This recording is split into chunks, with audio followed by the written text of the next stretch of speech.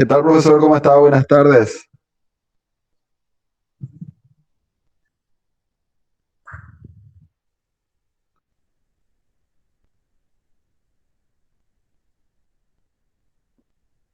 Falta habilitar el micrófono, profe. Ya tenemos una señal de imagen, pero el audio falta habilitar. Ahí sí. Bueno, ahí está. Buenas tardes a todos. No sé si estamos ya como para comenzar, Patrick. Ansiosos y aguardando sus instrucciones, su excelencia. Bueno, está ahí ya también. Están enviadas las respuestas también, ¿eh? Perfecto, vamos a estar haciendo el soporte técnico también desde acá para tener disponible a partir de las 16:30 el link ya en este grupo para los compañeros para que puedan acceder al examen de esta fecha. Hemos coordinado con los compañeros que las preguntas lo vamos a estar haciendo al final. Cada uno va a tomar nota de las interrogantes, entonces damos más dinámica a la clase de hoy para que pueda extenderse usted, profesor. Bueno, perfecto. Muchas gracias, queda a Vamos su a cargo. comenzar. Gracias. Voy a compartir entonces lo que estábamos viendo.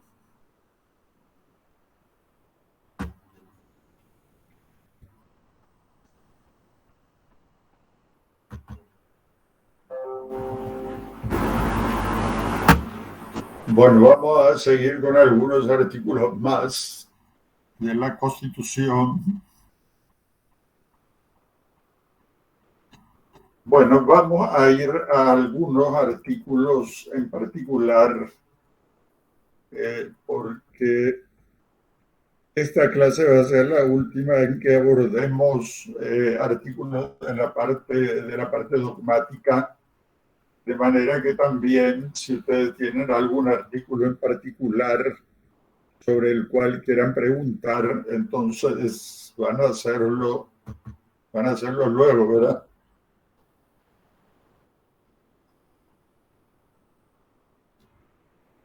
Vamos a comenzar por la parte final de, de la parte dogmática de la Constitución.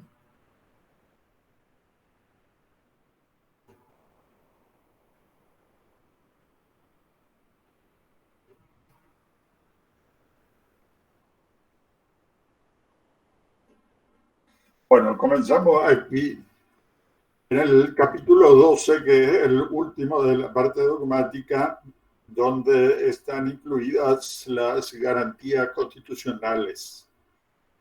Bueno, y comenzamos por el artículo 132. Bueno, una pregunta también puede ser cuáles son las garantías constitucionales, aunque es algo muy fácil, ¿verdad? Inconstitucionalidad, habeas corpus, amparo y habeas data. En el artículo 132 está incluido lo referente a inconstitucionalidad. Por una parte, el órgano que está encargado de realizar el control de constitucionalidad, el órgano ante el cual se puede ejercer esta garantía constitucional, Corte Suprema. Lo que hay que tener en claro es que esa inconstitucionalidad puede referirse, por una parte, a normas jurídicas y por otra parte a resoluciones judiciales. Esos son los dos grandes grupos de actos que pueden ser objeto del control de constitucionalidad: normas jurídicas y resoluciones judiciales. Bueno, la siguiente garantía constitucional es la del habeas corpus, y en la Constitución, en el primer párrafo, están ciertas características generales. Algunas pueden ser objeto de una pregunta. Por ejemplo, que el habeas corpus puede ser interpuesto por el afectado, por interpósita persona, es decir, por cualquier otra persona, sin necesidad de poder y por cualquier medio fehaciente. Entonces, el propio afectado por sí por interpósita persona, es decir, cualquier persona sin necesidad de poder y por cualquier medio fehaciente. Y en la parte final de este artículo, en el último párrafo, también se prevé la posibilidad de que el habeas corpus sea iniciado de oficio por un juez, que es la tercera forma entonces en que puede promoverse, puede iniciarse el trámite de un habeas corpus. Bueno, y hay tres modalidades. El habeas corpus preventivo, que corresponde ser interpuesto cuando se trata de una persona que está en trance inminente de ser privada de su libertad física. La persona no está privada de su libertad física, sino, como dice la Constitución, en trance inminente de ser privada de su libertad. Es decir, está amenazada en su libertad física. Tiene que ser también una amenaza ilegal a la libertad física. Si la policía está persiguiendo a una persona con una orden de captura, indudablemente esa persona está en trance inminente de ser privada de su libertad, pero no ilegalmente. Faltaría el requisito esencial para que sea procedente el habeas corpus preventivo. Bueno, se solicita al juez el examen de la legitimidad de las circunstancias que amenacen la libertad física. Y lo que se pide es que cesen esas restricciones, que cese esa amenaza. No se pide, ¿verdad?, la libertad porque la persona no está privada de su libertad. La segunda modalidad del habeas corpus es el habeas corpus reparador. Aquí se trata de otra situación. La persona está privada ilegalmente de su libertad física. Bueno, la privación tiene que ser privación ilegal. Una diferencia en los distractores puede ser simplemente que no aparezca la palabra ilegal. Privación de libertad física, pero ilegal. Bueno, el magistrado tiene que ordenar la comparecencia del detenido y un informe del agente público o privado que lo detuvo, que es responsable de esa privación de libertad. Y de todo esto dentro de 24 horas de radicada la petición. Bueno, el contenido de esta orden inicial del juez, que se llama auto de habeas corpus, comprende específicamente estos dos puntos: comparecencia del detenido, presentación de un informe del agente público o privado. Bueno, y saltamos la parte que está en letras rojas y vamos más abajo, en que se ve cómo puede resolver el juez. El juez puede ordenar la libertad de la persona de inmediato si no existiesen motivos legales que autoricen la privación de libertad. Esa es una opción. El juez, sobre la base de los elementos que tiene, ordena la libertad inmediata de la persona cuando no existen razones para mantener esa privación de libertad. Si es que existe orden escrita de autoridad judicial, es decir, si existe una razón por la cual la persona está privada de su libertad, lo que hace es remitir los antecedentes a quien dispuso la detención. No le concede la libertad, rechaza el habeas corpus.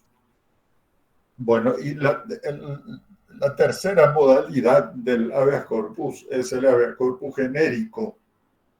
Puede ser en primer lugar, este habeas corpus puede ser interpuesto cuando se trata de circunstancias que no están previstas en las otras modalidades y que restrinjan la libertad o amenacen la seguridad física de una persona.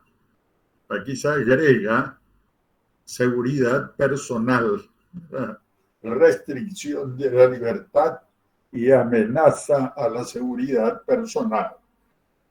O también otra subespecie, digamos, del habeas corpus genérico es cuando se agravan las condiciones de personas legalmente privadas de su libertad. Acá se trata de una circunstancia diferente. La persona está privada de su libertad, pero está privada de su libertad legalmente. Y lo que sucede es que se agrava esa situación de privación legal de libertad por violencia física, psíquica o moral. Bueno, todo esto entendido en una forma muy amplia, esto de violencia física, psíquica o moral. Se trataría del caso, por ejemplo, de una persona que está cumpliendo una condena y no se le permite salir a los espacios abiertos, no se le permite participar en actividades recreativas, culturales, recibir a sus familiares, etcétera. Todo eso constituiría un agravamiento de la privación legal de libertad y en esos casos entonces podría promoverse un habeas corpus genérico, que tampoco va a tener por objeto restituir la libertad, porque la privación es legal, sino que simplemente que cese esa violencia física, psíquica o moral. Bueno, en la parte de abajo, ven ustedes en la parte final, dice pudiendo ser iniciado de oficio. Esa es la tercera forma, entonces, por el propio afectado, por cualquier otra persona, interpósita persona, como dice la Constitución, sin necesidad de poder y por cualquier medio fehaciente. Y también de oficio. Bueno, la siguiente garantía constitucional es el amparo. En la primera parte, lo que está marcado allí es algo fundamental para que el amparo sea procedente. Son los supuestos, los presupuestos fundamentales del amparo. Tiene que haber acto u omisión manifiestamente ilegítimo de una autoridad o de un particular, que la persona se considere lesionada gravemente o en peligro inminente de serlo en derechos o garantías consagrados en la Constitución o en la ley, y que debido a la urgencia del caso no pudiera remediarse por la vía ordinaria. Dándose todos estos presupuestos simultáneamente, tienen que darse todos para que el amparo sea procedente. Bueno, hay que memorizar esto, ¿verdad? Acto o omisión manifiestamente ilegítimo de una autoridad o de un particular, que la persona como consecuencia de esto se considere lesionada gravemente o en peligro inminente de serlo, en derechos o garantías consagrados en la Constitución o en la ley, y la urgencia, que no pudiera, esa situación no pudiera remediarse por la vía ordinaria, entonces el amparo va a ser procedente. Bueno, a ver un poco, el magistrado en el siguiente párrafo, el magistrado tiene facultad de salvaguardar el derecho a la garantía o para restablecer inmediatamente la situación infringida. También En el cuarto párrafo hay algo importante que son algunos casos en los cuales el amparo no es procedente. Tramitación de causas judiciales contra actos de órganos judiciales y en el proceso de formación, sanción y promulgación de las leyes. Aquí en la Constitución se citan tres casos en que el amparo no puede promoverse, el amparo no es procedente. Tramitación de causas judiciales, es decir, en el curso de un juicio uno no puede promover un amparo con el objeto de paralizar un juicio, por ejemplo, ni contra actos de órganos judiciales. Por ejemplo, si se ha dictado una sentencia en que se ordena el desalojo, no se puede pretender paralizar la ejecución de esa sentencia por medio de un amparo. Y en tercer lugar, lo que se refiere a la actividad del Congreso, la formación, sanción y promulgación de las leyes. Bueno, y por último, la disposición que dice las sentencias recaídas en el amparo no causarán estado. Bueno, en el sentido de que puede discutirse la misma cuestión en un juicio ordinario. La cuarta garantía que está prevista en la Constitución es el habeas data. Bueno, el habeas data tiene por objeto, en primer lugar, acceder a cierta información. Acceder, primero, que la persona pueda acceder a cierta información. Esa información tiene que ser sobre sí misma o sobre sus bienes. La primera limitación, digamos, a acceder a información, pero sobre sí misma o sobre sus bienes. Y lo segundo, esa información tiene que estar en registros oficiales o registros privados de carácter público. Con esas limitaciones, entonces se consagra el derecho que tiene toda persona de acceder a esta información sobre sí misma, sobre sus bienes, y que se encuentre en registros oficiales o registros privados de carácter público. Esa sería la primera parte del habeas data. Y la segunda, una vez que se tiene conocimiento de la información que existe en esos registros, la persona puede solicitar a un magistrado la actualización, la rectificación o la destrucción de esa información. Pueden ser una de estas tres acciones, entonces tiene que solicitar al magistrado judicial, y es el magistrado el que ordena que se realice la actualización, rectificación o destrucción de información o datos cuando estos fuesen erróneos o afectaran ilegítimamente los derechos del peticionante. Bueno, eso en cuanto a habeas data, lo fundamental del habeas data. La competencia, lo más importante aquí es este primer párrafo del artículo 136. Un magistrado judicial no puede negarse a entender en lo relativo a una garantía constitucional si es que no tiene una causa justificada para apartarse, para inhibirse. Si lo hace en forma injustificada, eso es causal de mal desempeño de funciones, de su eventual sometimiento al jurado de enjuiciamiento y con probabilidad de ser removido.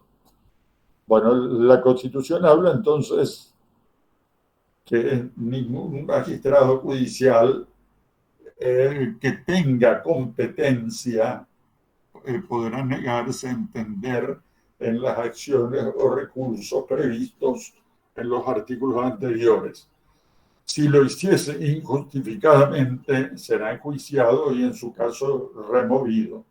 Entonces, causal de mal desempeño si un magistrado judicial sin justa causa se niega a entender en una de estas garantías. Bueno, y vamos hacia atrás.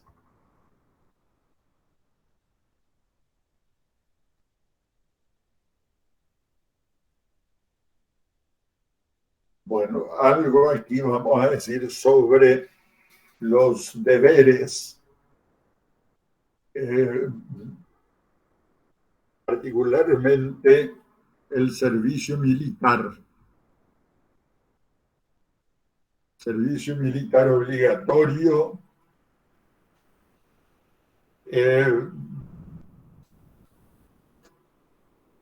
y especialmente lo relativo a las mujeres, que está en el cuarto párrafo. Las mujeres no prestarán servicio militar, sino como auxiliares en caso de necesidad durante conflicto armado internacional. O sea, esa es, por una parte, se establece el servicio militar obligatorio, que se entiende entonces que es solamente para los varones, ese servicio militar obligatorio.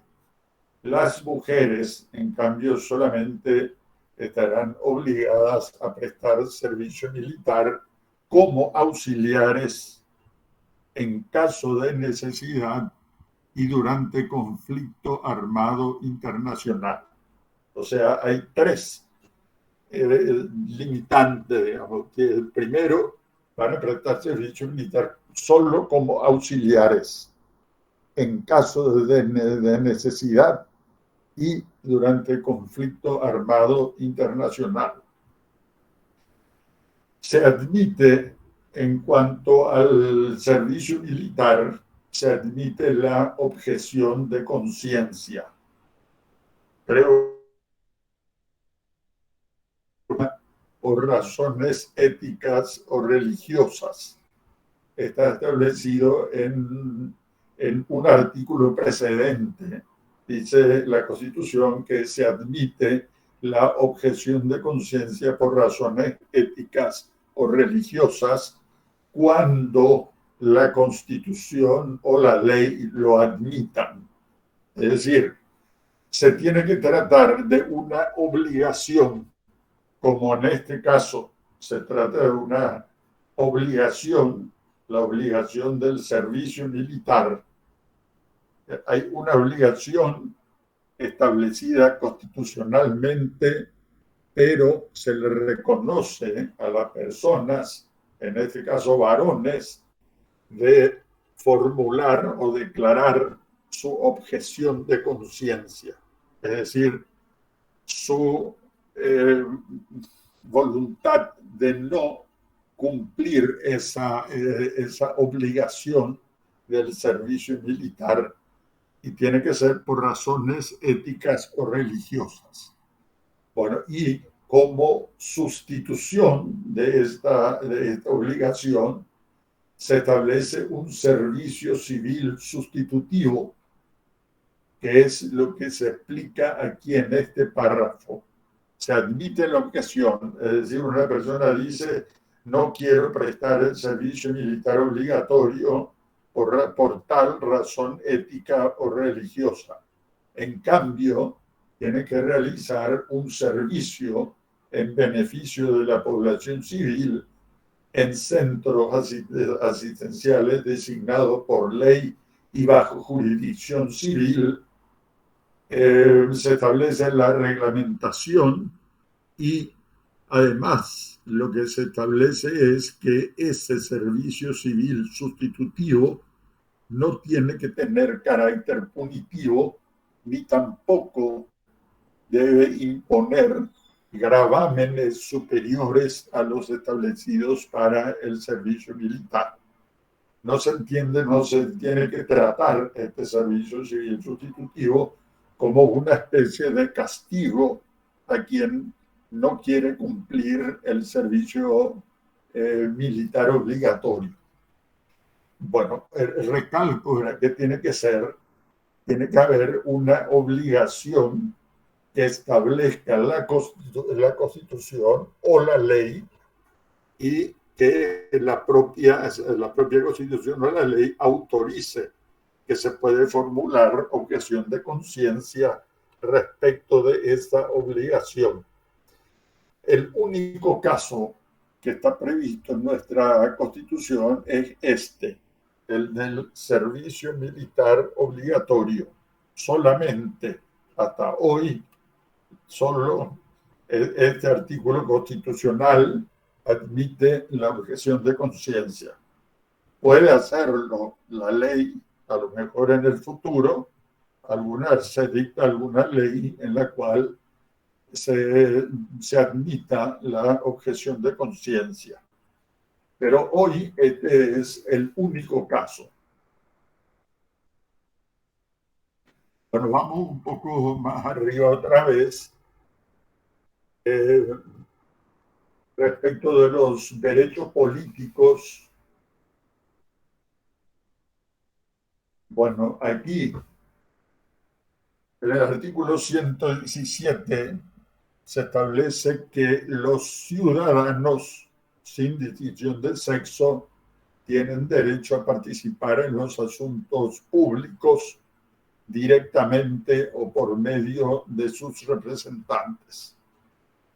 Los ciudadanos, ahí hay que atender bien esta palabra, no es este derecho a participar en los asuntos públicos, no corresponde, no se reconoce, por ejemplo, a todos los habitantes, no se reconoce a los paraguayos, sino a los ciudadanos, o sea, con la restricción que significa esta palabra, que implica esta palabra ciudadanos.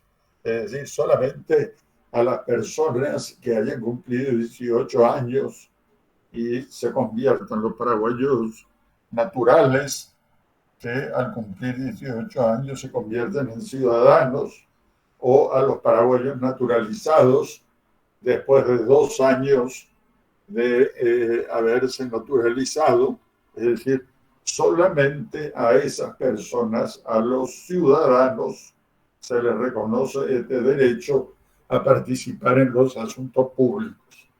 Por eso, en los distractores pueden estar las palabras habitantes, paraguayos naturales, etc. Bueno, el sufragio, la naturaleza del sufragio es lo que habría que fijar también, lo que está en la primera parte del artículo 118. El sufragio es derecho, deber y función pública del elector. Esas 3 características. Bueno, lo otro,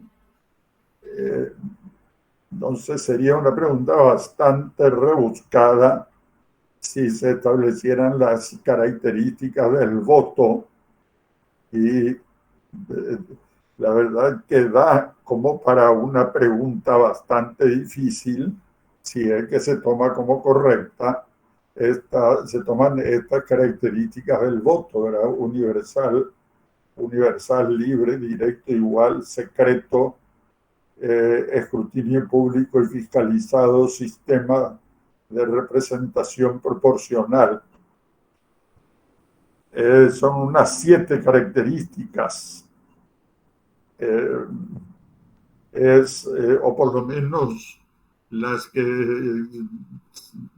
directamente se vinculan con el voto universal, libre y directo, igual y secreto.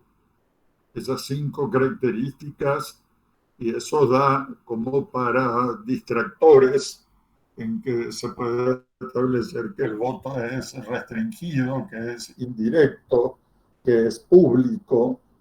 Bueno, hay como para establecer distractores, pero sería realmente una pregunta un poco rebuscada por estas características numerosas respecto del voto. Bueno,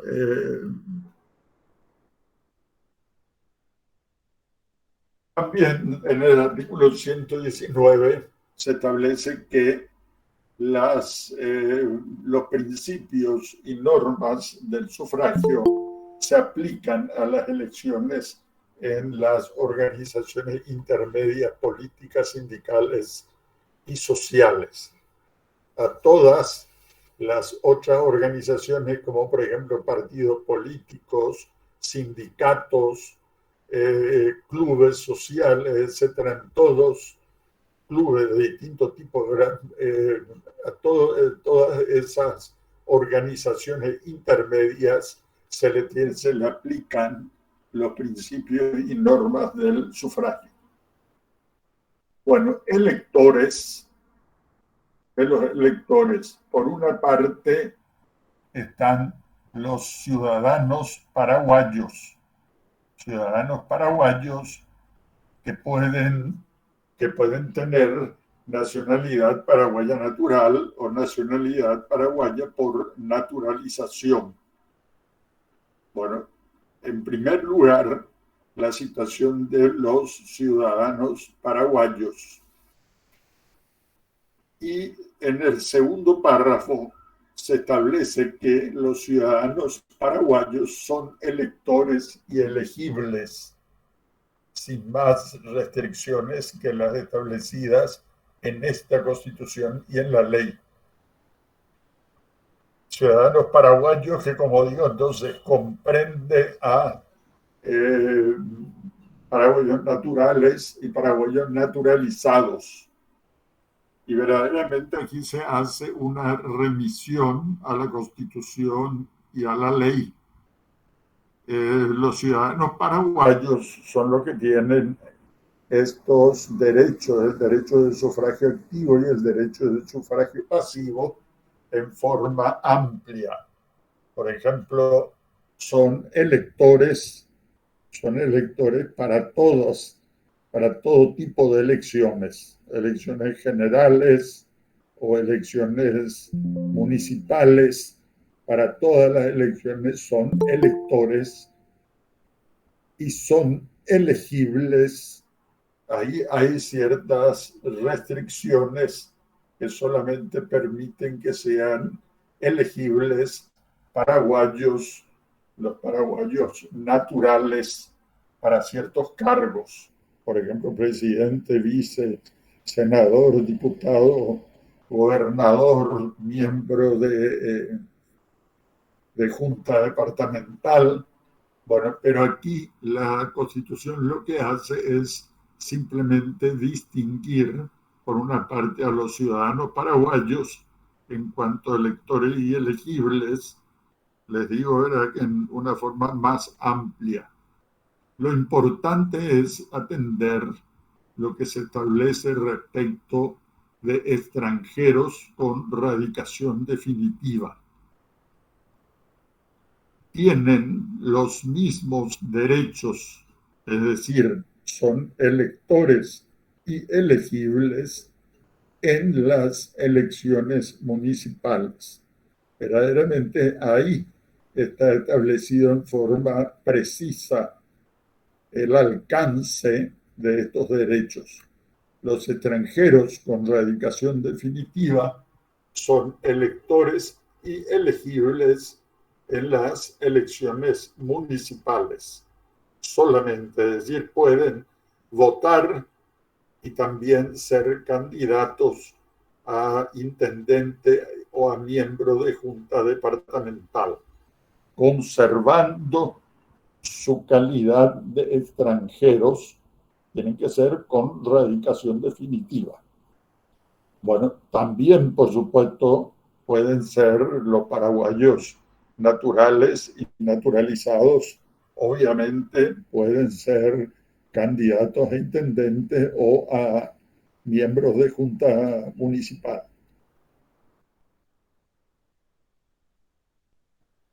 Bueno, y no sé si ahí... sí, aquí hay otra cosa importante.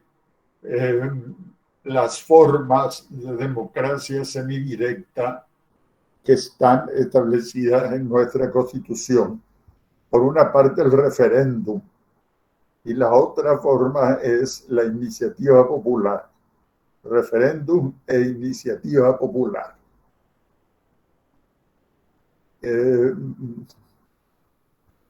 Y a lo mejor hay que atender en cuanto al referéndum a las características. El referéndum es legislativo, decidido por ley, es decir, decide el Congreso si se realiza un referéndum, y también decide si es o no vinculante, si el resultado de ese referéndum va a ser o no vinculante. Son tres características de nuestro referéndum. Tiene que ser legislativo, es decir, respecto de una ley se tiene que hacer el referéndum, la consulta popular al pueblo, pero tiene decidido por ley, decide el Congreso, y también se tiene que decidir si el resultado de ese referéndum va a ser vinculante o no. Y en el artículo siguiente se establecen una serie de cuestiones que no pueden ser objeto de referéndum. Bueno, esto es algo que hay que aprender de memoria. Relaciones internacionales, las leyes, acá lo que se trata siempre tiene, el referéndum es legislativo, lo cual significa que un tratado, considerando la palabra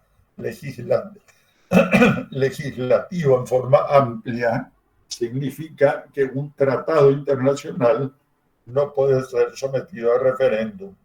La ley que apruebe un tratado internacional no puede ser sometido a referéndum. Habíamos visto en la clase anterior que un tratado, para ser incorporado al ordenamiento jurídico interno, tiene que ser aprobado por el Congreso por una ley y luego ratificado por el Poder Ejecutivo. Bueno, esa ley por la cual el Congreso aprueba un tratado, lo incorpora al ordenamiento jurídico interno, no puede ser objeto de referéndum. Tampoco una ley expropiatoria, una ley referente a la defensa nacional, una ley que establezca limitaciones a la propiedad inmobiliaria, leyes relativas a cuestiones tributarias, monetarias y bancarias, contratación de empréstitos, y algo importante que está en el inciso 5, está ahí un poco escondido en el inciso 5, la ley de presupuesto general de la nación, que se aprueba cada año, no puede ser objeto de un referéndum. Y tampoco lo que está en el inciso 6, eso, elecciones nacionales, departamentales, municipales. Bueno, ahí no hay ley, de hecho, no se dicta una ley y por tanto obviamente no puede ser objeto de un referéndum. Bueno, y la iniciativa popular es la otra forma de democracia semidirecta, lo que se llama democracia en doctrina, se llama democracia semidirecta. Referéndum e iniciativa popular son las dos únicas formas que están admitidas en nuestra Constitución. Bueno, la iniciativa es para presentar proyectos de ley al Congreso, iniciativa popular, Doctor, permiso presentar proyectos de ley. Sí. una intervención, nada más antes de pasar el tema del referéndum. En el examen anterior, un examen bastante reciente del Consejo, salió una pregunta referente al referéndum, pero ¿cuáles de las opciones podrían ser objetos de referéndum? Entre ellos estaba el matrimonio entre sexos igualitarios. Por haber un artículo, o sea, la pregunta es, ¿podría ser eso solamente un distractor o efectivamente sí podría ser objeto de referéndum, considerando de que sí existen disposiciones al respecto que definen el matrimonio entre hombre y mujer? O sea que una ley que establezca un matrimonio igualitario. Sí, era una de las opciones, O justamente. sea, si eso podía ser objeto de referéndum. Sí. Bueno, eso es un distractor. Pero primero, por lo que acaba de decir, hay varias disposiciones constitucionales que establecen que tanto el matrimonio como las uniones de hecho tienen que ser entre el hombre y la mujer. Por esas disposiciones constitucionales sería un distractor verdaderamente. Aquí es una situación un poco medio complicada porque la ley esa sería una ley inconstitucional. De hecho, supongamos que el Congreso aprueba leyes, a menudo aprueba leyes que son inconstitucionales. Supongamos que la verdad que no me parece muy bien formulada la pregunta, porque el Congreso de hecho podría dictar una ley que admite los matrimonios homosexuales. Podría dictar. No debería hacerlo, ¿verdad? Porque tiene que velar por el cumplimiento de la Constitución. Pero así como dicta otras leyes inconstitucionales, puede dictar esa ley que es una ley inconstitucional. Es demasiado claro que es inconstitucional, por eso es improbable que de hecho dicte una ley de ese tipo. Bueno, esa ley sería por una parte atacable como una ley inconstitucional y también por otra parte realmente podría ser sometida a, a un referéndum, yo no sé. Justamente por eso me llamó mucho la atención y estaba esperando estos días que usted toque el tema del referéndum para hacerle esta consulta, puesto que si existen disposiciones ya vigentes contrarias a eso, mi duda quedó en aquel examen si eso era un distractor o no. Inclusive admito haber marcado eso como una posible consulta en referéndum porque me parecía desde las otras opciones la más acertada, ¿verdad? Porque no mencionaban aquellas que estaban presentes en el artículo constitucional. Así, teóricamente podría ser si el Congreso dicta una ley, pero es algo absurdo, ¿verdad? El Congreso no va a dictar una ley por las varias disposiciones constitucionales que hay en sentido contrario, no va a dictar una ley como esa, pero supongamos que dicte esa ley también estaría la situación de que esa es una ley inconstitucional, realmente es una ley inconstitucional. O sea, se tendría que atacar de inconstitucionalidad y la Corte tendría que resolver al respecto. Aquí lo que se hace es que se somete a la voluntad popular el aceptar o rechazar esa ley. Y es una cosa no clara, verdaderamente es una cosa para pensar. Aquí si se somete, supongamos que se pida que se realice un referéndum y hay que tener en cuenta que el Congreso es el que tiene que resolver también por medio de una ley si se realiza o no el referéndum y si el resultado va a tener o no un alcance a ser vinculante o no. En este hay cosas que uno podría pensar, por ejemplo, diría que el Congreso no va a aceptar que se lleve a cabo el referéndum, sino en todo caso que esa ley sea atacada de inconstitucionalidad y que resuelva la Corte si es o no inconstitucional. Y si el Congreso permite que se realice, supongamos que se realice y el pueblo aprueba, los ciudadanos aprueban esa ley, entonces después nos encontraríamos ante la situación de que pueda, o de si puede o no ser atacada de inconstitucionalidad y que la Corte declare contra lo que el pueblo dijo mayoritariamente en un referéndum. La verdad Entiendo. que es... Dentro de este contexto, doctor, de su explicación, entonces sí, habría que evaluar al momento del examen cuáles son las siguientes opciones, pero se podría marcar como verdadera la opción del referéndum, o sea, de esa situación dentro de un referéndum. Sí, al final se podría marcar. Si no hay otra respuesta mejor, Claro. sería una posibilidad, sería una posibilidad. Bueno, No es, gracias, profesor. la verdad que no es. Las preguntas también tienen que ser claras y categóricas, es decir, la respuesta correcta tiene que ser categóricamente la respuesta correcta.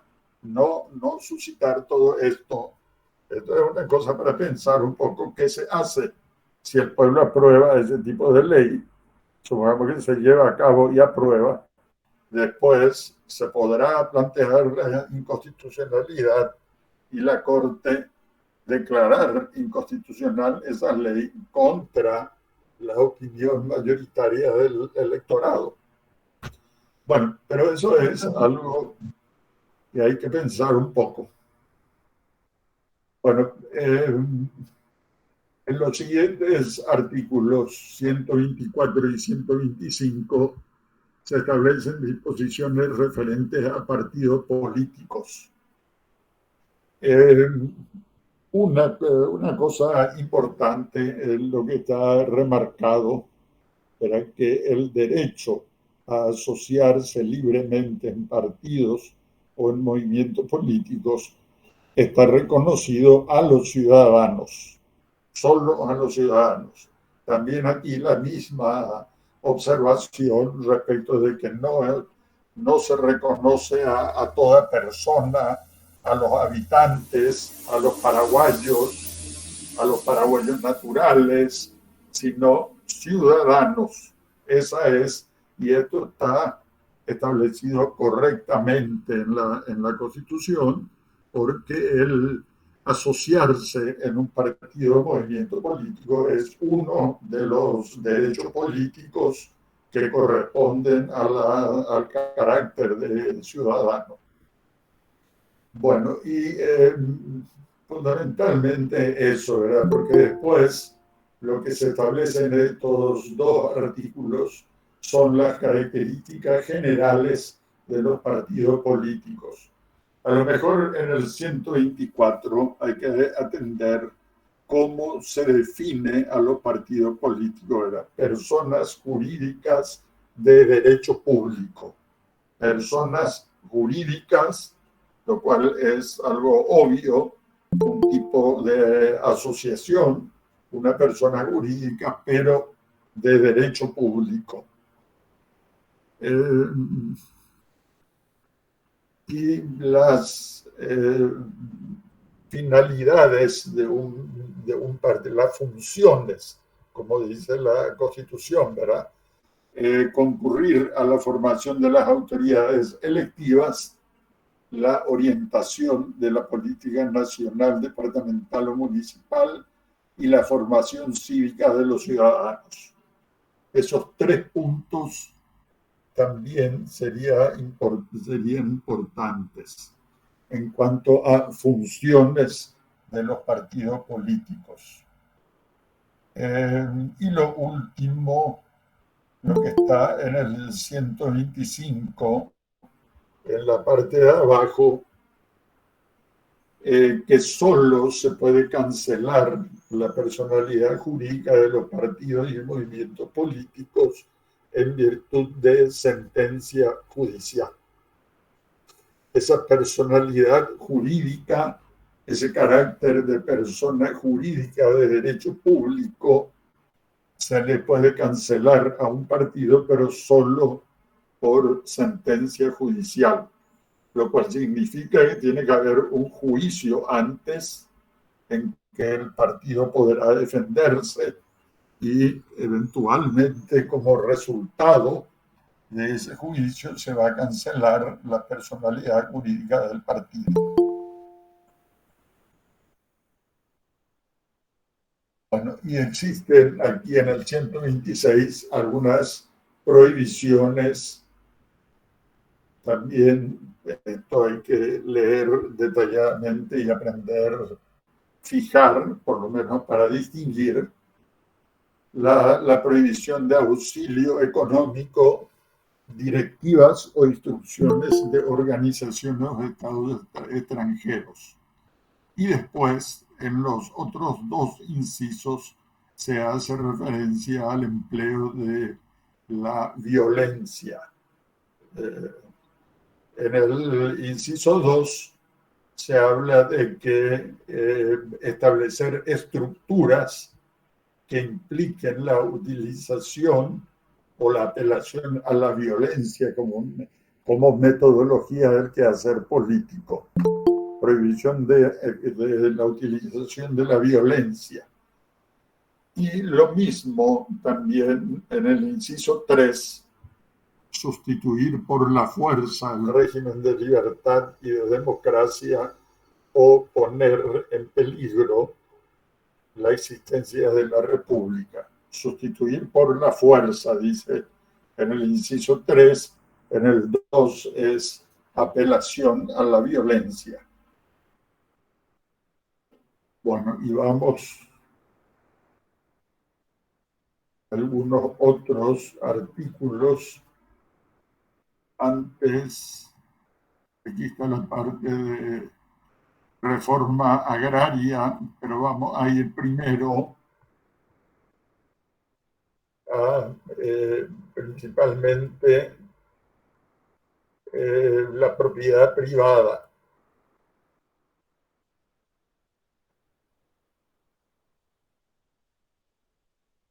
Bueno, en el artículo 109 se garantiza la propiedad privada, cuyo contenido y límites serán establecidos por la ley atendiendo a su función económica y social.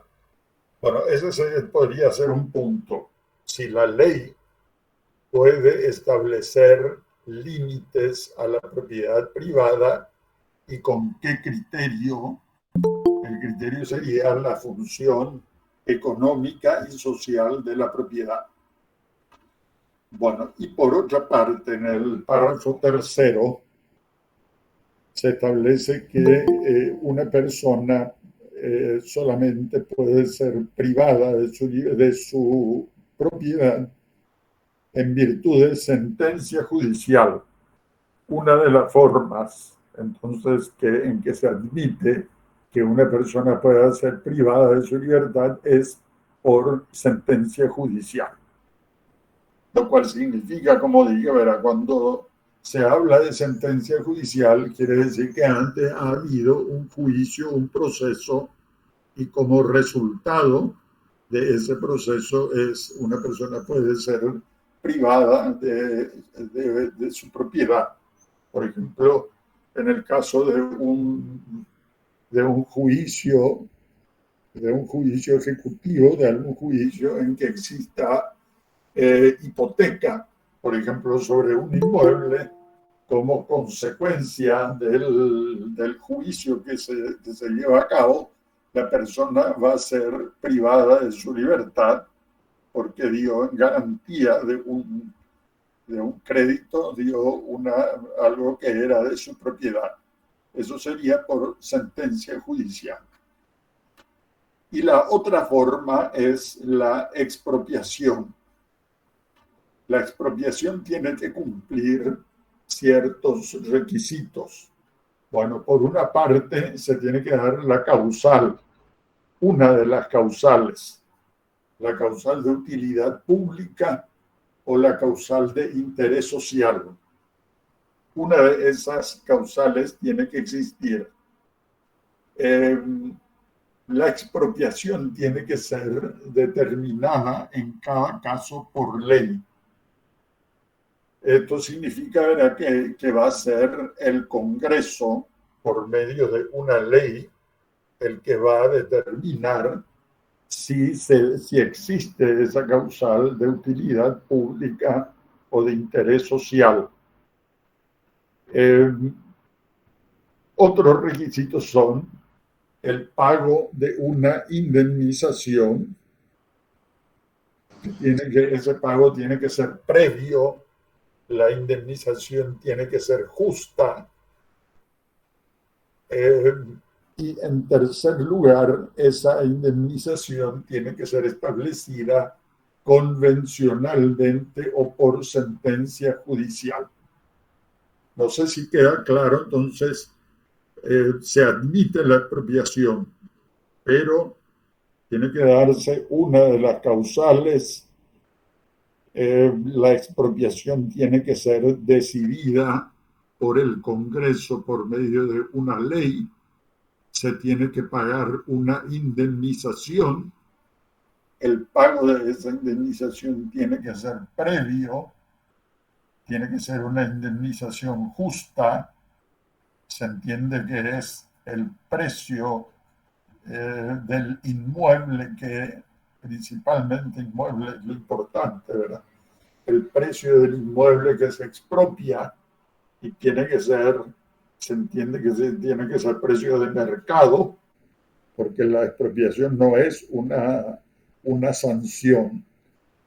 Y el monto de la indemnización tiene que ser establecido convencionalmente, es decir, por acuerdo entre el propietario que va a ser expropiado y la autoridad expropiante, o si no se llega a un acuerdo, por sentencia judicial. Es decir, se promueve un juicio de fijación de esa indemnización.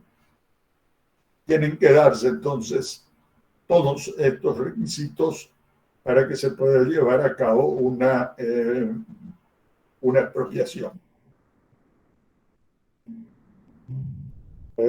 Aquí hay algunos, en el artículo 111, por ejemplo, es importante si el Estado transfiere empresas públicas o su participación en empresas del sector participación en empresas, ¿verdad? Profe, Sí. el de latifundio improductivo ya pasaste. Todavía vamos a ir ahí enseguida. Dale, gracias. Ahora vamos. Bueno, opción preferencial, entonces, a los trabajadores y sectores involucrados directamente con esa empresa, si es que va a transferir el Estado a alguna empresa pública. Bueno, el dominio del Estado, esto apareció ya en uno de los exámenes anteriores, me parece que en el primero.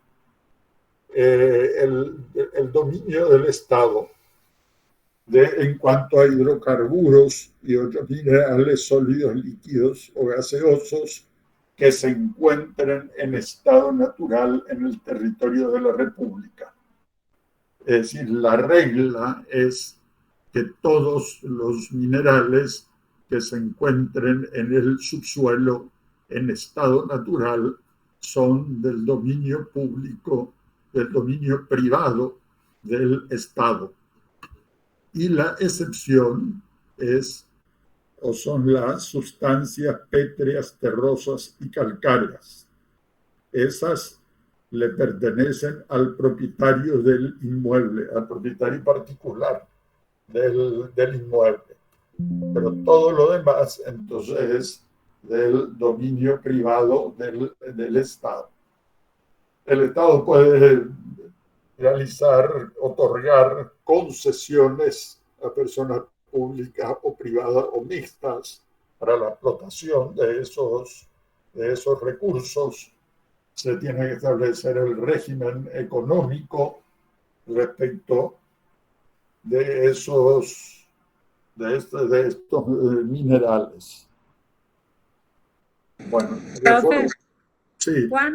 Cuando dice solamente dominio del Estado, no dice ni público ni privado, en ese caso es privado, entonces dominio privado del Estado.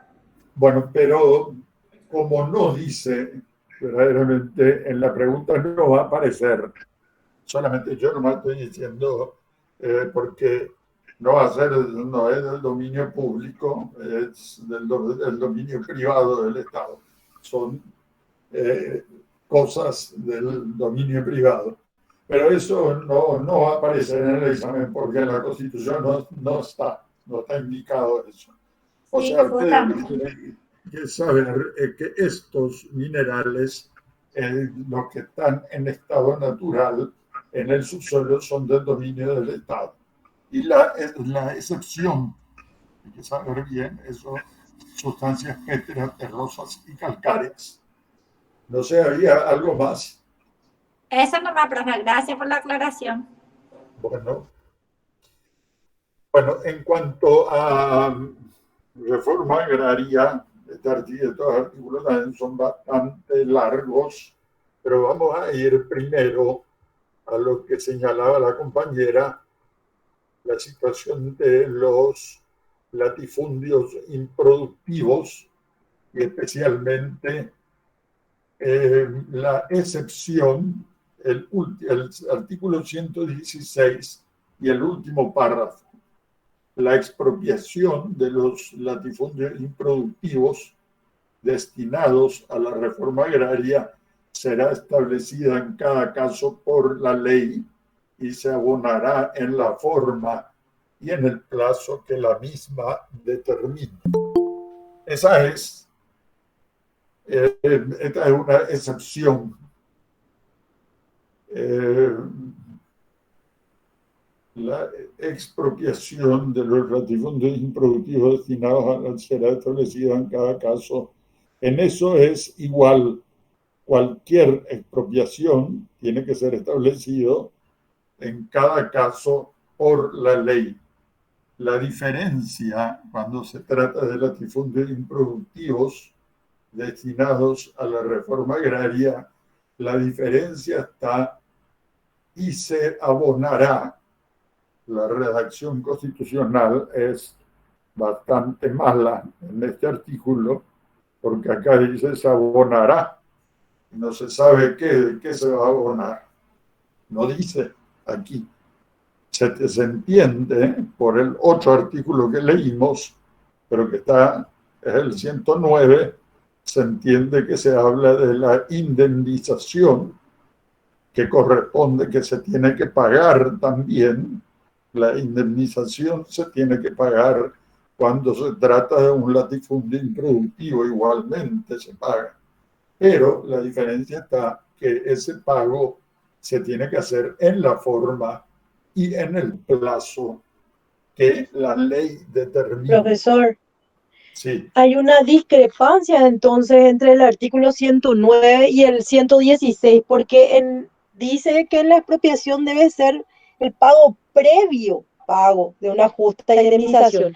Y en el 116 tenemos que, por la conjugación, sería a posterior de la expropiación que se estaría abonando. ¿Es así? Sí, pero no hay contradicción.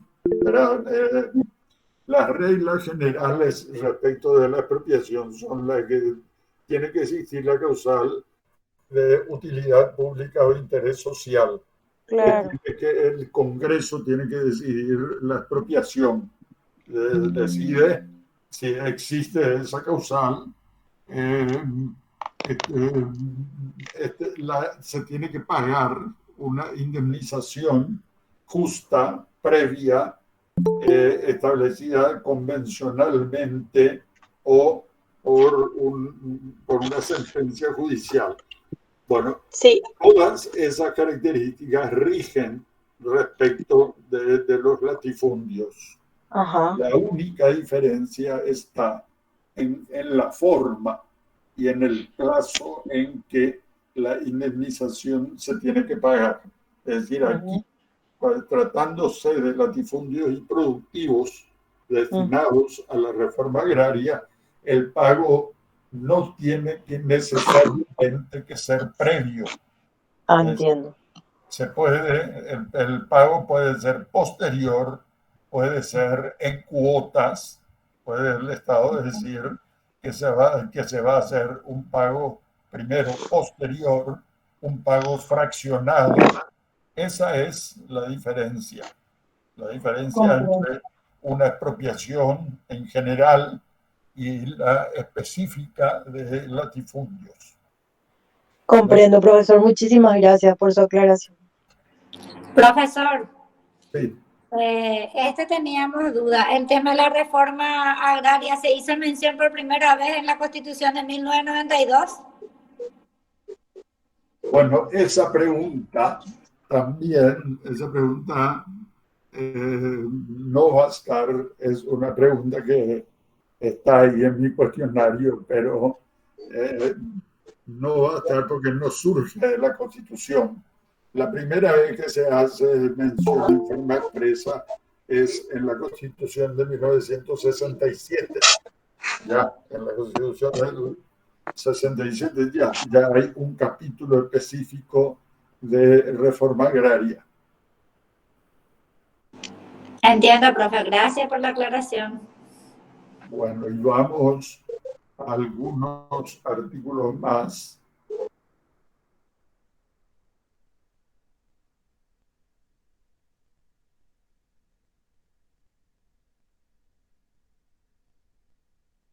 A ver, primero vamos a ver algunas cosas de derechos laborales, pero verdaderamente aquí está todo.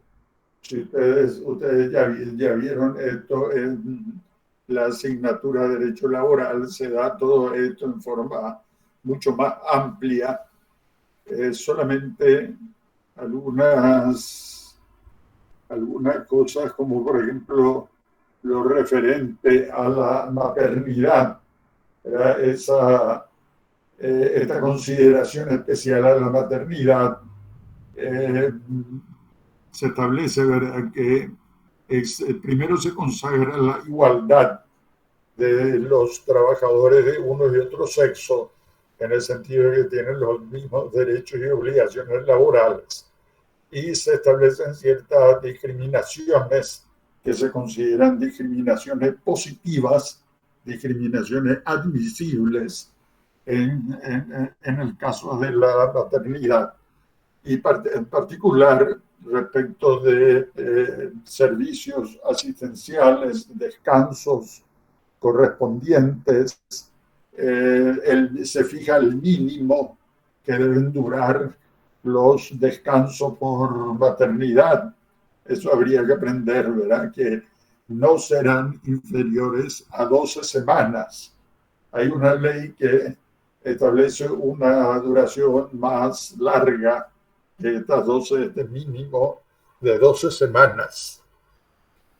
Y también en cuanto a la protección de la mujer, ¿verdad?, que no puede ser despedida durante el embarazo y mientras duren los descansos por maternidad. y se establecen licencias por paternidad.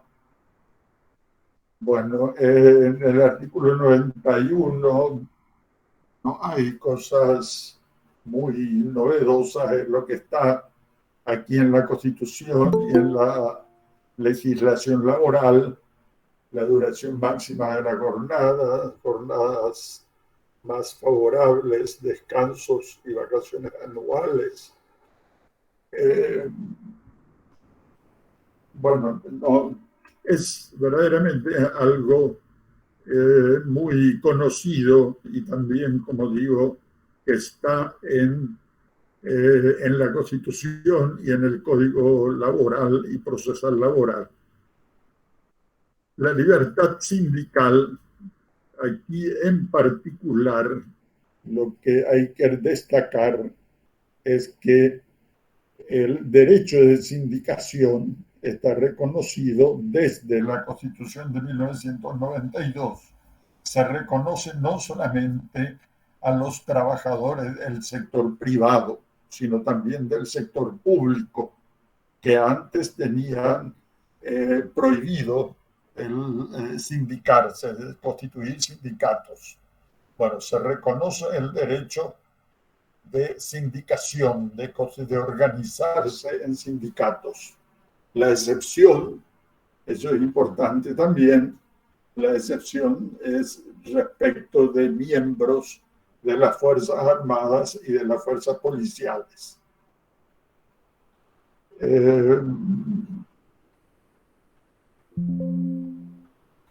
Bueno, y es el reconocimiento de un sindicato también es una disposición que se estableció a partir de la Constitución de 1992. Para el reconocimiento de un sindicato basta su inscripción, la inscripción del mismo en el órgano administrativo competente. No está sujeto a que se apruebe esa calidad de sindicato, basta la simple inscripción.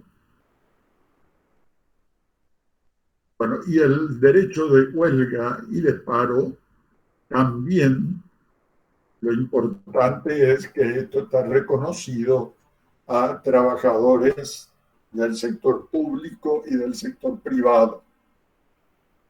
Y con la misma excepción, no se les reconoce en cuanto a trabajadores respecto de los trabajadores del sector público, solamente no se les reconoce a los miembros de las Fuerzas Armadas y de la Policía Nacional. Bueno, y la medida que se prevé en el último párrafo de asegurar la prestación de servicios imprescindibles. Bueno, en cuanto a la función pública, en el artículo 103, primero se prevé un régimen de jubilaciones de funcionarios y empleados públicos como parte del Sistema Nacional de Seguridad Social. Jubilaciones de funcionarios y empleados públicos. Y la disposición que está ahí al final del artículo 103 es muy importante, la actualización de los haberes jubilatorios se refiere a empleados y funcionarios públicos, tiene que hacerse en igualdad de tratamiento dispensado al funcionario público en actividad. Es decir, si un funcionario público se jubila en 2001, su jubilación tiene que ir siendo actualizada de acuerdo con el salario que le va a corresponder al funcionario público en actividad. Tiene que estar equiparado. Ese es el parámetro para la actualización de los haberes jubilatorios de los empleados públicos. lo que gana el funcionario público que está en actividad. Profesor, este artículo 103 dio pie a la creación del manual de funciones del MESIP. Es así, ¿verdad? ¿De qué? Del MESIP, manual del ejercicio de los funcionarios públicos. Y puede ser Que sería que habla de la no es igual a la ley 1626/2000, es totalmente distinto. Es el manual de funciones de cómo se tiene que respetar el organigrama de cada institución y un montón de cosas. Ajá. Sí, verdaderamente yo conocía la existencia, pero no estoy muy al tanto de ese manual. Entiendo. Bueno, el artículo 104 establece la obligación la declaración obligatoria de bienes y rentas que tienen que hacer todos los funcionarios y empleados públicos, incluidos los de elección popular.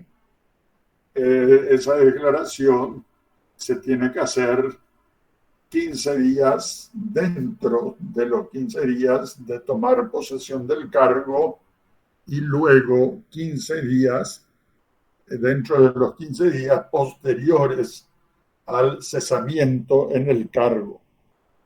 Bueno, estos 15 días es lo que hay que fijar. 15 días al tomar posesión del cargo y después de 15 días de cesar en el cargo. La responsabilidad, yo no sé si esto ya apareció en alguna pregunta, la responsabilidad del funcionario público y especialmente del Estado respecto de los funcionarios.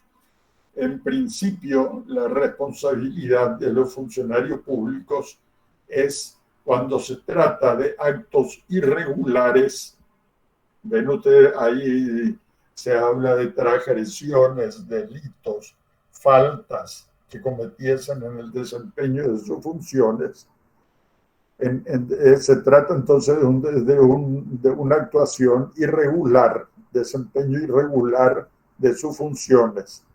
El funcionario es personalmente responsable y el Estado tiene responsabilidad subsidiaria. Es decir, se tiene que ir la persona, el que resulte perjudicado, tiene que demandar al funcionario público.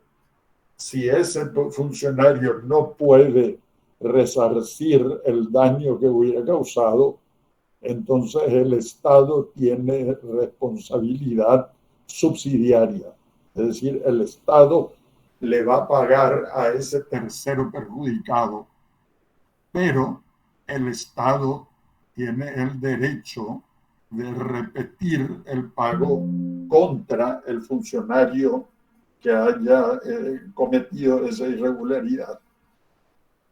Bueno, entonces responsabilidad personal del funcionario en principio, responsabilidad subsidiaria del Estado con posibilidad de repetir el pago respecto del funcionario de que se trate. Bueno, y vamos a ver si ahí alcanza para algún artículo más.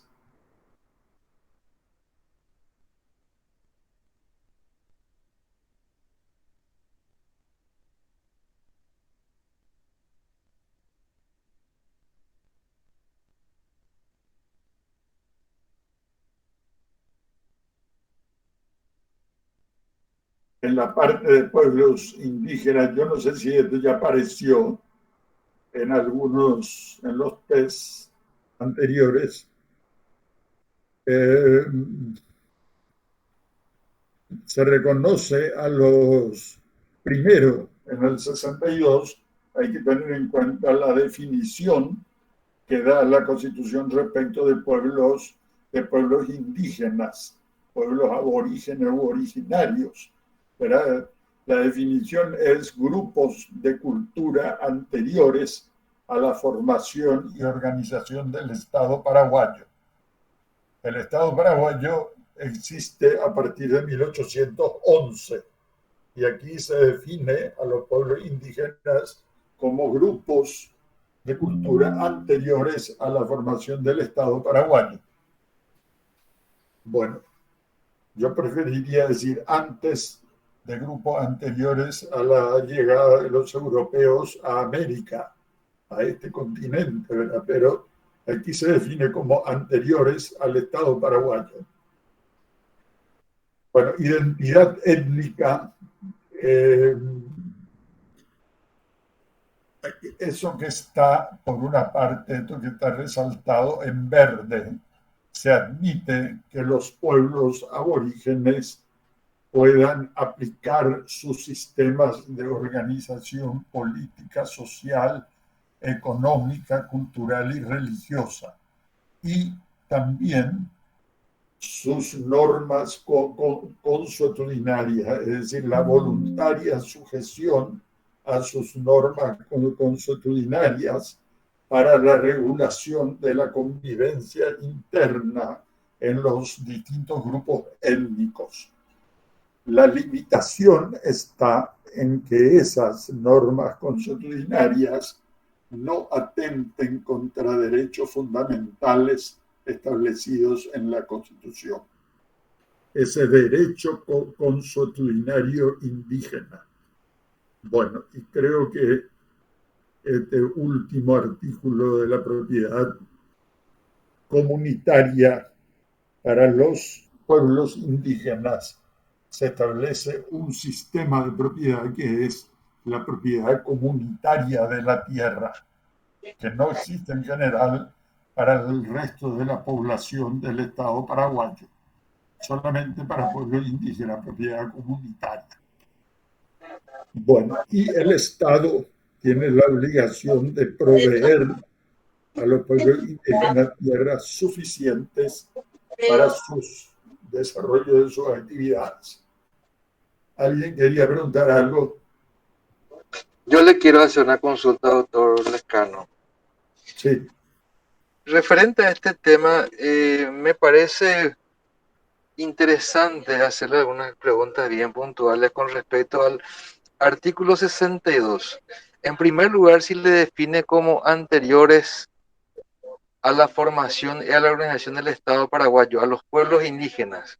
El pueblo siempre está asentado sobre una tierra, lo cual significa que le reconoce esa tierra como propiedad de ese pueblo indígena.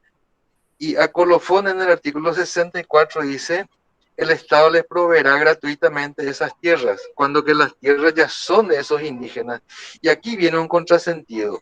Tierras que están tituladas por el INDI a favor de pueblos indígenas, en los últimos tiempos hemos tenido noticias en todos los medios de comunicación donde fueron desalojados, inclusive cuando no existe un título de propiedad de esas tierras, y estos pueblos que son anteriores a la formación del Estado tienen una tierra, tienen reconocimiento, están en un determinado espacio, son excluidos de ese lugar. Me gustaría tener su opinión referente, quizás salgamos un poco de la lección, pero es interesante no solamente apegarnos única y exclusivamente a lo que dice la Constitución, sino saber un poco hasta dónde va esa interpretación que realmente nosotros como hombres de derecho tenemos la obligación de conocer y profundizar en ella. Gracias, doctor. Disculpe la pregunta tan extensa. Bueno, está bien lo que está señalando. En principio parecería que si se reconoce a pueblos que existían, a grupos existentes ya antes de que se empezara a constituir el Estado paraguayo, a partir de 1811 existe desde ahí en adelante. Yo digo que no es muy exacta esta definición, porque antes ya existía un Estado que no era de los indígenas, que era el Estado español, O sea, esta tierra estaban en situación de colonia respecto del Estado español, distinto a los pueblos aborígenes. Y las circunstancias eran de que se les había despojado de sus tierras, ese despojo de tierra y esa apropiación de tierra por lo que los indígenas llaman blancos o paraguayos. Los indígenas hablan de paraguayo como algo, como personas distintas, como lo que somos nosotros, ¿verdad? Bueno, la situación de hecho es situación de despojo de esas tierras. De hecho, el Paraguay tiene hasta hoy condenas de la Corte Interamericana de Derechos Humanos en varios casos y que está obligado, ha sido condenado y tiene que restituir tierras a ciertos grupos étnicos. Y a eso es lo que se refiere el artículo 64 de la Constitución. Esta disposición, ha sido una disposición avanzadísima, era en el papel por lo menos, el Estado tiene que proveer en forma gratuita tierras a los pueblos indígenas y de acuerdo con lo que está en la parte anterior, ahí en el artículo 64, en extensión y calidad suficientes para la conservación y el desarrollo de sus formas peculiares de vida. El Estado hasta hoy no cumple, hay por lo menos 3 condenas y no se ha cumplido totalmente el proveer de esta tierra a esos grupos étnicos. Bueno, y una última cosa, volviendo otra vez al texto del artículo 64, ahí está indicado con un número bastante pequeño ciertas características particulares de la propiedad inmobiliaria indígena. Esto también hay que aprender de memoria, ¿verdad? Que las tierras indígenas son inembargables, indivisibles, intransferibles, imprescriptibles, no susceptibles de garantizar obligaciones contractuales, es decir, no se pueden hipotecar, por ejemplo, no pueden ser arrendadas y están exentas de tributos. Son 7 características particulares de las tierras de propiedad de los pueblos indígenas. Bueno. Profe. Sí, cuando usted disponga está el formulario del cuestionario del examen de hoy para compartir con los integrantes de esta sala y posteriormente hacer el recuento final también con las consultas que vayan surgiendo.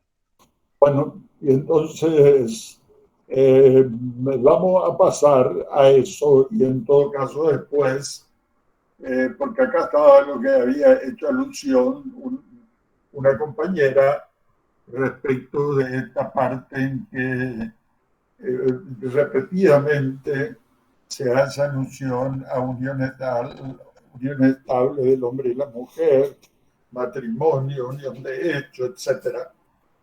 Bueno, pero pasamos entonces al test. Perfecto.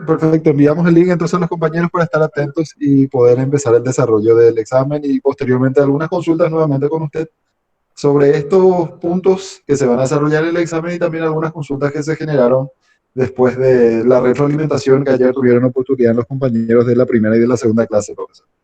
Bueno, perfecto. Muchas gracias. Listo, nos vemos entonces.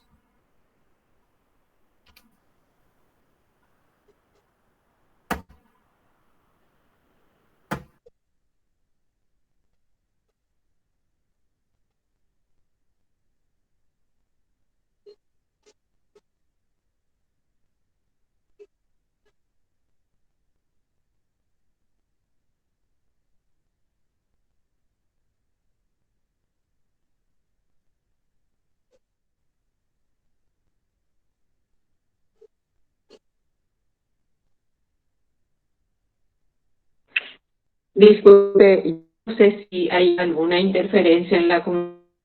Sí.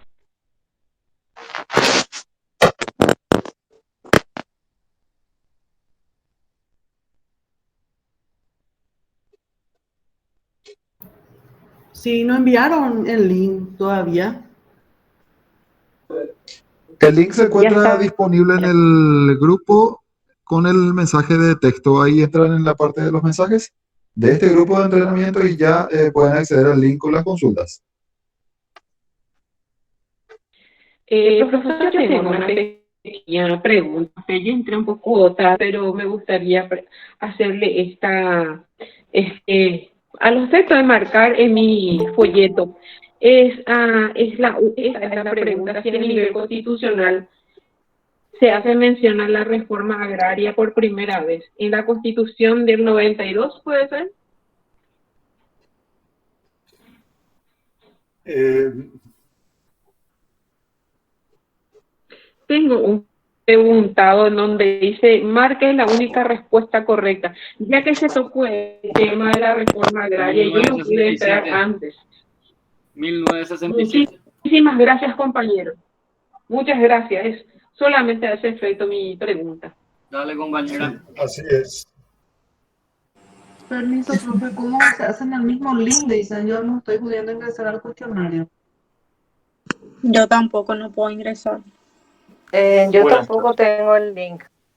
Tienen No me un parece el link. dibujito de un papel ahí, que tienen el micrófono, la cámara, y en el costado hay el dibujito de un papel. Entren ahí y ahí es un chat, y en ese chat está el link.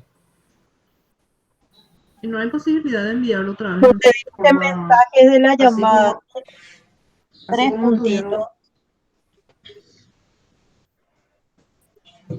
Ahí tienen que entrar en donde están los tres puntitos, entran y dice mensaje de la llamada y ahí está el examen.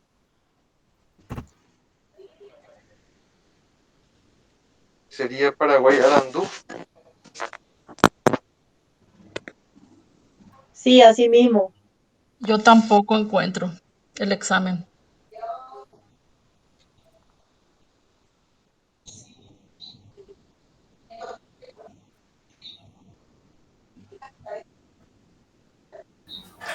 ¿Qué tal, compañeros? Está en el chat de Paraguay Arandú, está el link. Ahí tienen que entrar.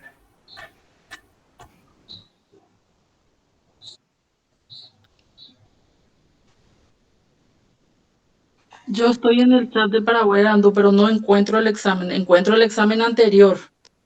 Tampoco no encuentro.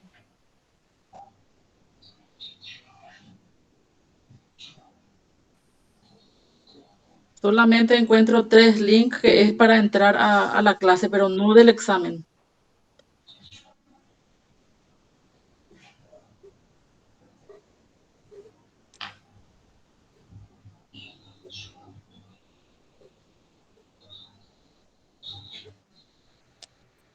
Compañeros, ahí están los tres puntos en el ángulo superior o inferior derecho. Cliquean allí y van a encontrar los mensajes. Mostrar dice mensaje de la llamada. Cliquean en mensaje de la llamada, hay algunos mensajes de los compañeros y abajo Joseph Ramírez ha adjuntado el link. Abajo de esos mensajes y cliquear en el link. Y le va a salir el examen. En cualquiera de los links nomás, los dos. Porque ahí tenemos 3 links. Sí, yo particularmente cliqué uno. No le quiero venir los otros, no revisé. Pero ahí Joseph dice, Ah, este sí. es el link. Sí, ya. Ahí. Entonces ya. Dale. Muchas gracias. A ver por qué. Es el mismo link el que está en el buzón de mensajes. Se repitieron varias veces por si alguien no puede entrar. Es el mismo link para el examen.